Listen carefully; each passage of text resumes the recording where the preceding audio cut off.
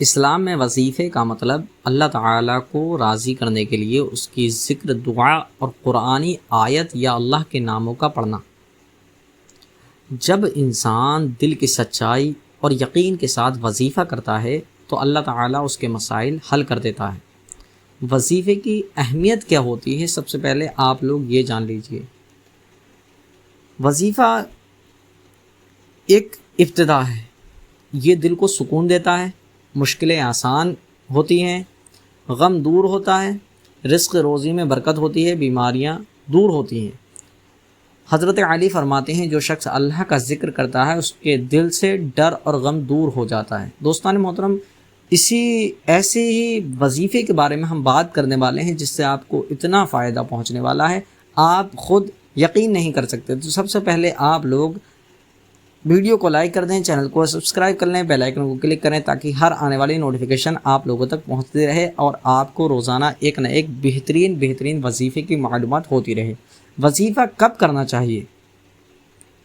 آپ کے یہ معاملات ہوں گے، آپ وظیفے کرتے تو ہوں گے لیکن آپ کو کوئی اثر نہیں ہوتا ہوگا، کیونکہ آپ سب سے پہلے آپ نے جس چیز کی شرطیں لگائی گئی ہیں ان شرطوں کو پورا نہیں کیا، نماز نہیں پڑھی اور نیت کو صاف نہیں کیا۔ نیت میں کھوٹ ہمیشہ سے تھی لیکن اب بھی کھوٹ نکل نہیں پا رہی۔ اور دوستان محترم، اللہ پر اعتماد پوری طریقے سے نہیں کرتے۔ وظیفہ کب کرنا چاہیے؟ فجر کی نماز کے بعد کرنا چاہیے، عشاء کی نماز کے بعد، تہجد کے وقت، کسی بھی پریشانی کے وقت۔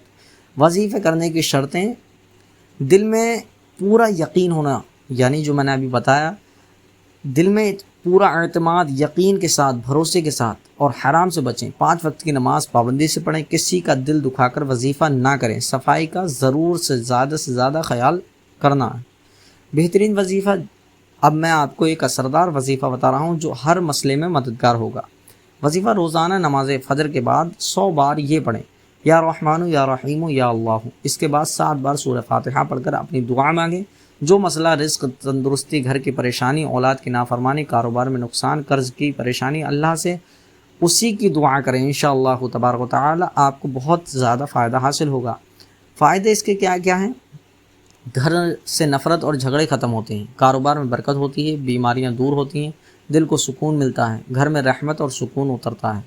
ایک سچا واقعہ: ایک شخص بہت پریشان تھے، یعنی بہت زیادہ اپنی زندگی کو لے کے بہت زیادہ پریشان تھے، ٹینشنوں میں تھے، کاروبار میں گھاٹا، گھر میں جھگڑے، اولاد بات نہیں مانتی تھی۔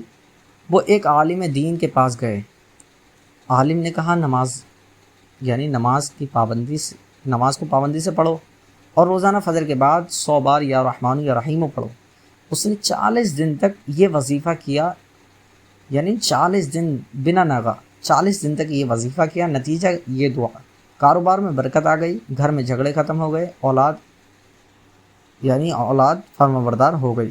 وہ شخص کہنے لگا، قسم ہے اللہ کی، یہ وظیفہ میرے لیے زندگی بدل دینے والا ثابت ہوا۔ وظیفے کا اثر وظیفہ تبھی اثر کرتا ہے جب انسان کا یقین پورا ہو اور اس کا دل صاف ہو۔ اگر کوئی شخص صرف آزمائش کے لیے کرتا ہے تو اثر نہیں ہوتا، لیکن جو اللہ کی رحمت پر بھروسہ کرتا ہے اس کی دعا ضرور قبول ہوتی ہے۔ آخری باتیں: وظیفے کو عبادت سمجھ کر کریں، جلد بازی بالکل بھی نہ کریں، ہر حال میں شکر ادا کریں، اللہ کی مرضی کے بنا کچھ بھی نہیں ہوتا۔ دوستان محترم، آپ نے دیکھا کہ کتنا بہترین وظیفہ آپ لوگوں کو بتایا، لیکن آپ لوگ اس پر عمل جب ہی کریں جب آپ لوگ اپنا یقین، اعتماد اللہ پر کی ذات پر پوری طریقے سے کریں اور آپ اپنی نیت کو صاف کریں، نمازوں کی پابندی کریں، تبھی آپ کو یہ فائدہ پہنچائے گا انشاءاللہ تبارک و تعالی۔